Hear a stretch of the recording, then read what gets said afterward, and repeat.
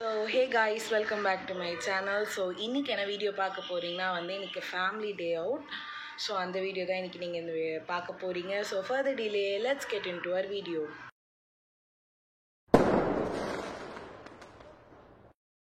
Morning எழுந்து நான் குளிச்சு ரெடி ஆகிட்டேன். இன்னும் ஃபேஸ்க்கு ஸ்கின் கேர் பண்ணிவிட்டு தலை மட்டும் வாரணும், மற்றபடி ஆல் ஓகே. அதுக்கப்புறம் வீட்டில் இருக்கவங்களாம் போயிட்டு கார்லாம் க்ளீன் பண்ணிகிட்டு இருந்தாங்க. ஏன்னா கார் எடுத்து ரொம்ப நாள் ஆனதுனால. மீன்வைல் கிச்சன் கொஞ்சம் ஒதுக்கிட்டு வெசல் வாஷ் அதை வாஷ் பண்ணிவிட்டு ஸ்டவ் ஸ்டேஜ் எல்லாமே தொடச்சி வச்சுட்டேன். ஸோ கிச்சன் ஓரளவு க்ளீன் பண்ணிவிட்டேன் அவங்க வரத்துக்குள்ளே. ஸோ பிரேக்ஃபாஸ்ட்டும் சைட் பை சைட் நான் பண்ணிட்டேன் எனக்காக. ஸோ நான் என்ன பிரேக்ஃபாஸ்ட் சாப்பிட்றேன்னு காட்டுறேன். ஸோ இதுதான் என்னோடய பிரேக்ஃபாஸ்ட். சாப்பிட்டுட்டு நான் வீடியோ கண்டினியூ பண்ணுறேன். அதுக்கப்புறம் ஃபேஸு ஹேர்லாம் இது பண்ணும். ஸோ நான் சாப்பிட்டுட்டு அப்புறம் என்னென்ன நடக்குதுன்னு பார்ப்போம். ஸோ ரெடி ஆகிட்டு கிளம்பியாச்சு. நான் ஒன்றும் இல்லை, சிம்பிளாக ஒரு கிளட்ச் போட்டு லைட்டாக மாய்ஸ்சரைசர் சன்ஸ்க்ரீன் போட்டு லைட்டாக லிப்ஸ்டிக் போட்டு அவ்வளோதான், லைட்டாக ஐப்ரோ. ஸோ இதுதான் பண்ணிக்கிறேன். நான் பேசிக்காக ரெகுலராக பண்ணுறது தான் இது, அவ்வளோதான். என்னடி ஹாய், ஹவ் எக்ஸைட்டட்? ஹாப்பியாக இருக்கேன், ரொம்ப ஹாப்பியாக இருக்கேன். ரொம்ப நாள் கழிச்சு எல்லாரும் யாரோ என் மூஞ்சில் மார்க் போட்டுருக்காங்க, அது பிம்பிள்.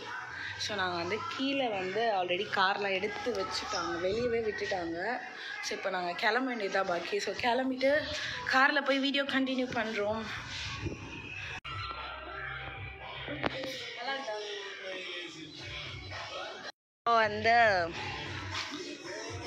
எங்கள் அப்பா ரெடியாக எப்போயும் உட்காந்துருக்காரு. ஹாய் போகிறோம்.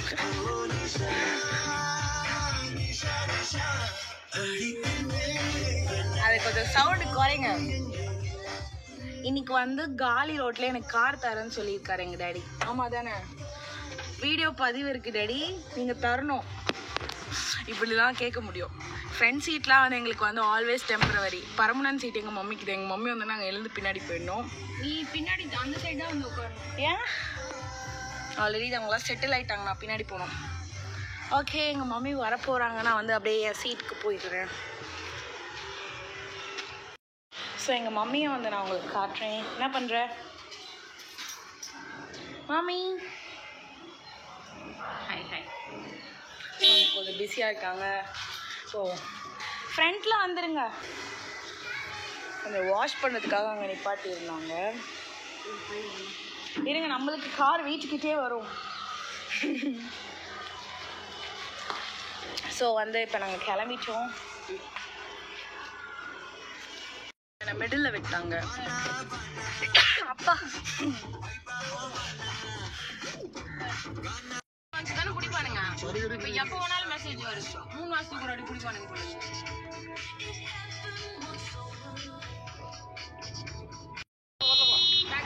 போல.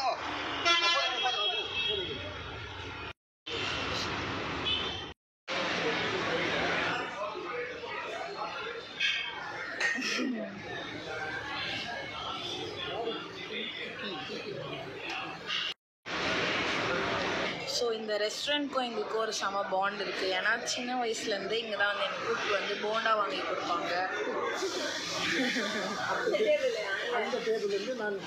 என்ன இருங்க ஒரு நிமிஷம் இருங்க.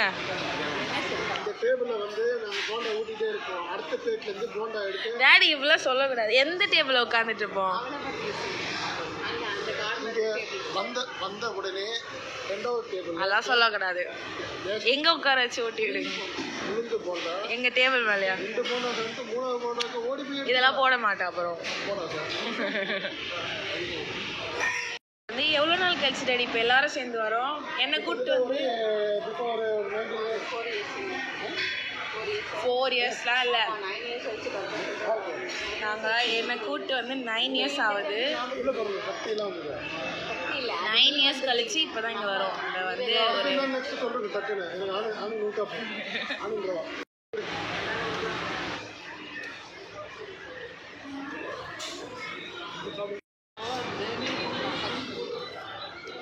எப்படி இருக்கு? எம்மியா இருக்கு.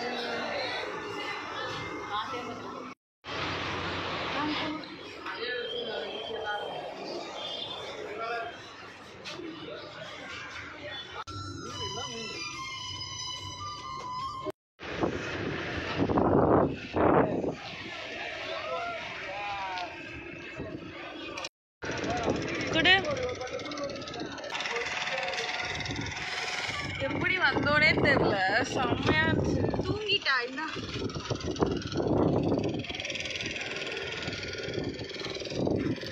ஸோ வந்து நாங்கள் வந்துட்டோம் ஒரு வழியாக இங்கே. நான் நடுவில் வேறு தூங்கிட்டேன், செம்ம தூக்கம், எப்படின்னே தெரில. மித்து நல்லா இருக்குல்ல? நல்லா இருக்கு. நடுவில் இவ தூங்கினா அந்த கிளிப்பிங்ஸ்ல நான் ஆட் பண்றேன். Meanwhile,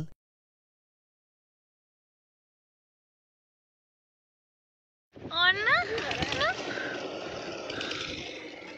ஹலோ ஹலோ கை குடிக்குது. கை கை ஞாம் ஞாம் ஞாம்.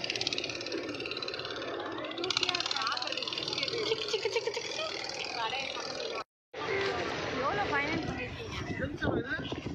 தெரில. ஆமாம் ஆமாம்.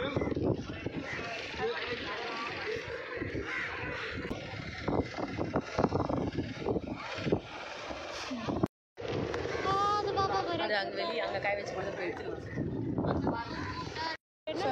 என்ன பண்ண போறோம்? கருவாடு எல்லாம் காயப்பட்டிருக்காங்க.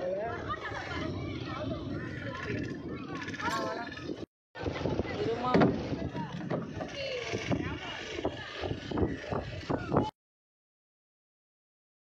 அதான்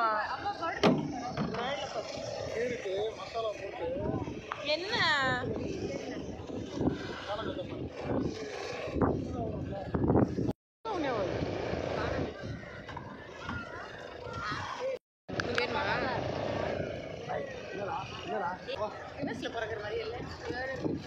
ஸோ அந்த போட்டில் தான் போக போகிறோம்.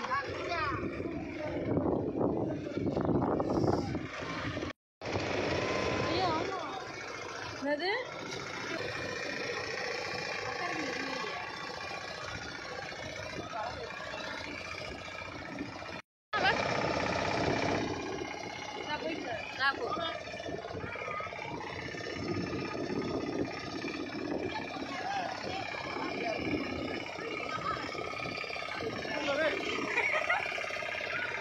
வா வா வா.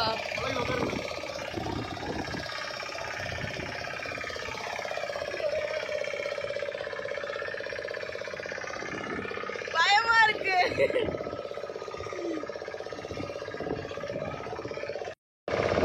நல்லா இருக்கு.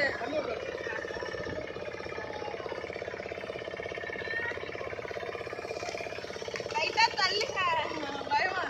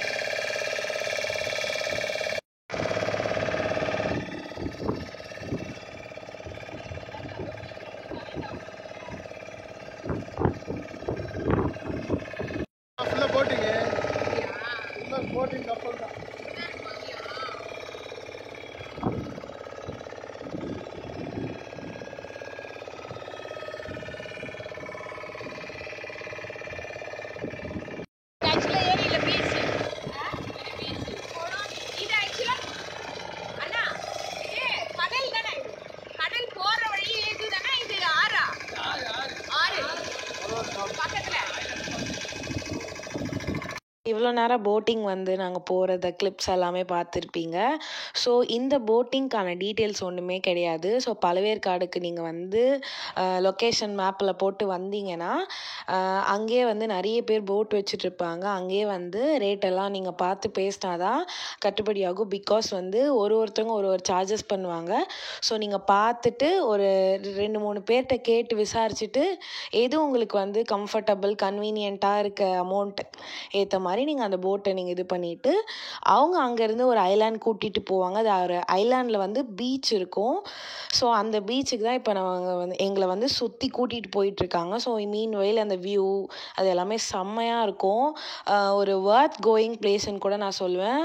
ஒரு மாதிரி ஒரு நல்ல எக்ஸ்பீரியன்ஸும் உங்களுக்கு கிடைக்கும். ஒரு டிஃப்ரெண்ட்டான எக்ஸ்பீரியன்ஸ்னு கூட சொல்லலாம். ஸோ நாங்கள் அப்படியே வந்து இந்த போட்டில் போயிட்டுருக்கோம்.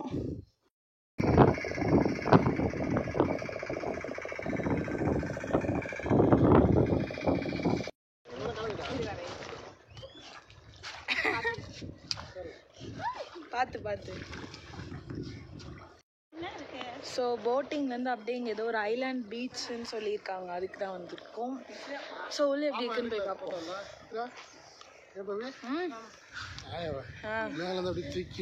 பார்க்கலையே இல்லையே. ஸோ இதுக்குள்ளே தான் இருக்குது பீச்சுன்னு சொல்லியிருக்காங்க. போய் பார்ப்போம் எப்படி இருக்குன்ட்டு. செம்மையான்னு சொன்னால் ஒரு செம்ம எக்ஸ்பீரியன்ஸு. மீட்டு பயமருக்கு ஏன் எப்படி இருந்தது போட்டிங் எக்ஸ்பீரியன்ஸ்? போட்டிங் சூப்பராக இல்லை?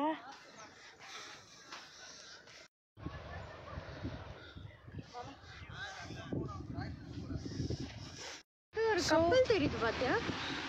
ஒரு வழியாக பீச்சுக்கு வந்துட்டோம். இதுக்கு கப்பலில் தவிர தெரியாது போல.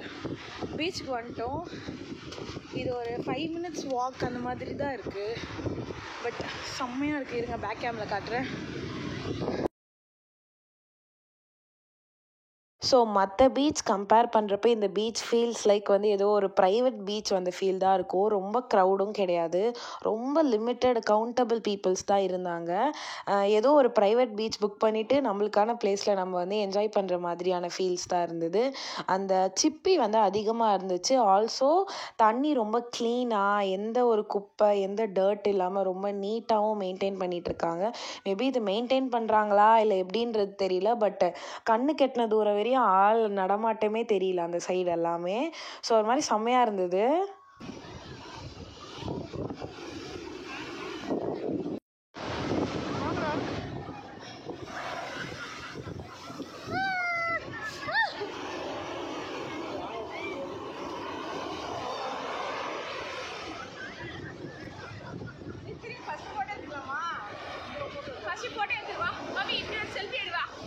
இருங்க நாங்கள் தெரியுமா? தெரியல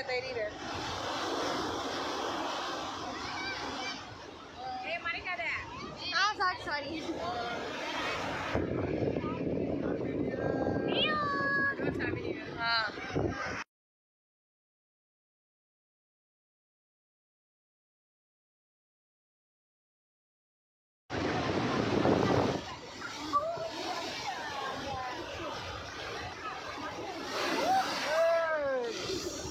செம்மையா இருக்கு.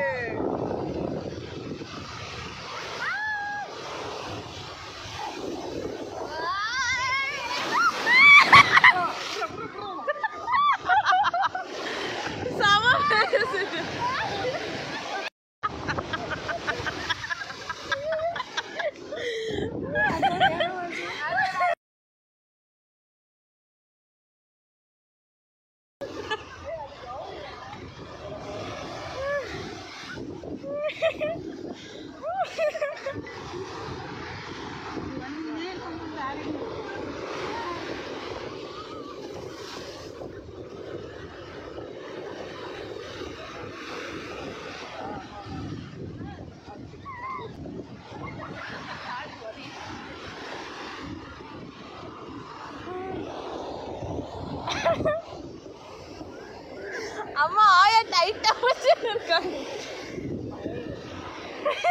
கண்டிப்பா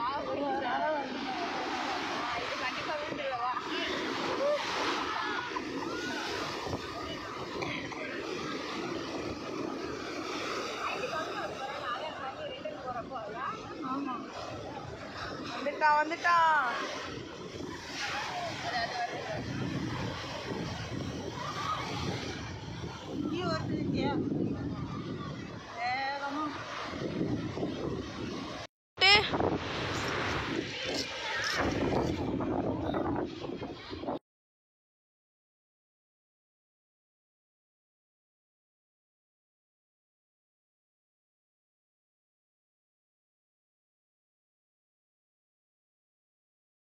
ஸோ முடிஞ்சிருச்சு, பீச் இது பண்ணியாச்சு. இப்போ நாங்கள் கிளம்ப போகிறோம் போட்டில் திரும்பி.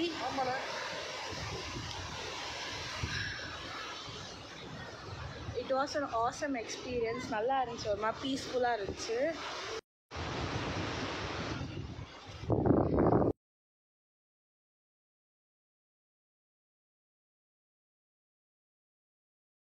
நம்மளை போட்டில் கூட்டிகிட்டு வந்தவங்க வந்து நம்ம எவ்வளோ நேரம் வந்து பீச்சில் டைம் ஸ்பெண்ட் பண்ணுறோமோ அவ்வளோ நேரம் நம்மளுக்காக வந்து அவங்க வெயிட் பண்ணிட்டு தான் நம்மளை கூட்டிகிட்டு போவாங்க. அதே மாதிரி அவங்க நம்மளை டிஸ்டர்ப் எல்லாமே பண்ண மாட்டாங்க. நம்மளால் எவ்வளோ நேரம் முடியுமோ அவ்வளோ நேரம் என்ஜாய் பண்ணிவிட்டு நம்ம கூடவே அவங்க வெயிட் பண்ணிவிட்டு அப்புறம் போட்டுக்கு கூட்டிகிட்டு வந்து திரும்பி அந்த நம்ம வந்த பழைய பிளேஸ்க்கே வந்து கூட்டிகிட்டு போவாங்க திரும்பி.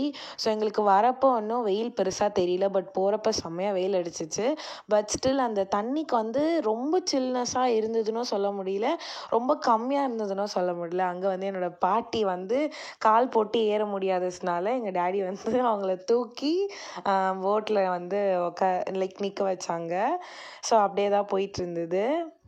ஸோ வந்து ரிட்டன் தான் வந்து நாங்கள் போட்டில் போயிட்டுருக்கோம். ஸோ இந்த டைமில் வந்து ஒரு சில விஷயம் நான் பேசலான்னு நினைக்கிறேன். ஸோ இந்த 2023 உங்கள் எல்லாருக்கும் எப்படி போச்சுன்னு தெரில, பட் ஆனால் எனக்கு வந்து ஒரு மிக்சட் எமோஷனாக தான் போச்சு. லைக் வந்து ஹாப்பினஸ், சேட்னஸ் எல்லாமே டு த எக்ஸ்ட்ரீம் லெவலுக்கு போயிட்டு இருந்தது. ஸோ எல்லாருக்கும் வந்து ஒரு மாதிரி டிஃப்ரெண்ட் ஜோனாக தான் போயிருக்கோம். ஜான்வரி ஸ்டார்ட் ஆகிறப்ப ஒரு எக்ஸ்பெக்டேஷன்ஸில் அது ஸ்டார்ட் ஆகியிருக்கும், பட் டிசம்பர் வரப்போ தான் அதோட ரியாலிட்டி நம்மளுக்கு ஃபீல் ஆகும். ஸோ எது நடந்தாலும் வந்து ஒரு பாசிட்டிவ் தாட்டில் நம்ம அதை எடுத்துக்கிட்டோன்னா கண்டிப்பாக வந்து ஒரு பாசிட்டிவ் ஜோன்லேயே நம்ம போயிடுவோம். நம்ம எடுத்துக்கிறதுல தான் மெயினாக இருக்குது. ஆல்சோ நம்ம மைண்ட் செட் தான் எல்லாமே. So mind set matters a lot. அதே மாதிரி நெக்ஸ்ட் இயர் வந்து உங்கள் எல்லாருக்கும் ஒரு சூப்பர் ஹாப்பியான இயராக வந்து அமையும்னு சொல்லி நான் வந்து உங்கள் எல்லாரையுமே வந்து நான் விஷ் பண்ணிக்கிறேன். ஸோ எல்லாருக்கும் ஹாப்பி நியூ இயர். ஸோ இந்த வீடியோ நான் போஸ்ட் பண்ணுறப்ப கண்டிப்பாக நியூ இயர் எல்லாம் வந்து முடிஞ்சிருக்கும். ஸோ அதனால் வந்து நியூ இயர் விஷயம் நான் வந்து இதன் மூலயமா உங்கள்கிட்ட கன்வே பண்ணிக்கிறேன். ஸோ நாங்கள் வந்து வந்த இடத்துக்கே திரும்பி அந்த ரவுண்ட் அடிச்சுட்டு எல்லாம் வந்துட்டோம். ஸோ அங்கே நிறைய பேர்ட்ஸ் எல்லாம் இருந்துச்சு. ஸோ அது எல்லாமே வந்து ஸ்லோவாக காட்டிட்டு வரேன். ஸோ வந்த பிளேஸ்க்கே நாங்கள் வந்துட்டோம், ஆல்மோஸ்ட் வந்துட்டோம். ஸோ அங்கே வந்து அந்த போட்டை பார்க் பண்ணிவிட்டு அப்படியே இறங்க வேண்டியது தான் மிச்சம். ஸோ நாங்கள் இறங்கிட்டு எங்கே போனோன்னா அங்கே ஃபிஷ் மார்க்கெட் இருக்கும், ஃபிஷ் எல்லாம் ஃப்ரெஷ்ஷாக கிடைக்குன்ற மாதிரி எங்கள் டேடி சொன்னாங்க. பட் ஆனால் அங்கே இருக்கவங்களே சொன்னாங்க, பட் ஆனால் ஃபிஷ் அப்போ வந்து எப்போ வந்து ஃப்ரெஷ்ஷாக கிடைக்கும்னு கேட்டதுக்கு அவங்க என்ன சொன்னாங்கன்னா மார்னிங் 8 o'clock இல்லைனா நைட் 8 o'clock இந்த 2 டைமிங்கில் தான் வந்து ஃபிஷ்ஷு, ப்ரான் எல்லாமே ரொம்ப ஃப்ரெஷ்ஷாக கிடைக்கும்னு சொல்கிறாங்க. பட் நாங்கள் அங்கே போன ஃபிஷ் மார்க்கெட்டில் என்னை பொறுத்தவரையும் நான் என்ன ஃபீல் பண்ணேன்னா, லைக் இங்கேயே பிடிச்சி இங்கே விற்கிற ரேட்டும் நம்ம வீடு கிட்ட இந்த ஃபிஷ் மார்க்கெட்ஸ் எல்லாம் போய் நம்ம வாங்குகிற ரேட்டும் மோரோவர் சேமாக தான் இருக்குது. ஸோ இங்கேருந்து நம்ம வீட்டுக்கு போய் ஒரு 2-3 hours நம்ம வெளியே வச்சு இருக்கிறதுக்குள்ளே அந்த ஃப்ரெஷ்னஸ்லாம் போயிடும். ஸோ பெட்டர் என்னோட சஜஷன் என்னென்னா, இங்கேவே நீங்கள் வாங்குற அமௌண்ட்டும் நம்ம வீட்டுக்கிட்ட வாங்குகிற அமௌண்ட்டும் மோரோவர் எல்லாமே சேமாக இருக்குது. ஸோ வந்து என்னை கேட்டிங்கன்னா நீங்கள் வீட்டுக்கிட்ட வாங்குறது தான் ஒரு பெஸ்ட் ஆப்ஷன்னு நான் சொல்லுவேன். நாங்கள் எதுவுமே வாங்கலை, ப்ளஸ் ஆனால் விலை எல்லாமே ரொம்ப ஜாஸ்தியாக இருந்தது. ப்ளஸ் அவங்க வந்து ரேட் ஜாஸ்தியாக இருந்ததுக்கான ரீசன் ஒன்று சொன்னாங்க. பிகாஸ் வந்து புயலெல்லாம் முடிஞ்சு நாங்கள் போன அன்றைக்கி நாங்கள் 31st December போனோம். அன்றைக்கி தான் வந்து எல்லாரும் ஃபிஷ்ஷிங்க்கு போனாங்கன்னு சொல்கிறாங்க. மேபி அதுவும் ஒரு ரீசனாக இருக்கலாம், அந்த fish rates and prawn rates எல்லாமே அதிகமாக இருக்கிறதுக்கு.